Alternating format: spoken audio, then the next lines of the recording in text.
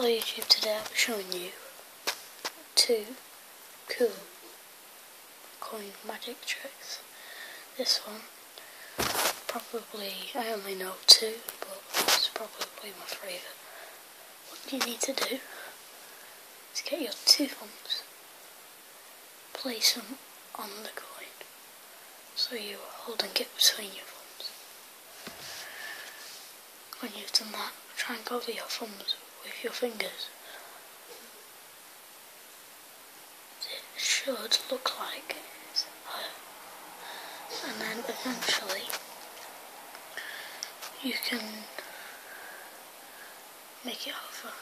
So grip it with your 2 thumbs, wiggle your fingers around, and it should come out nicely.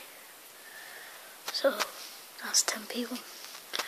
Go down below, it should be on the first one, and it will be the second trick.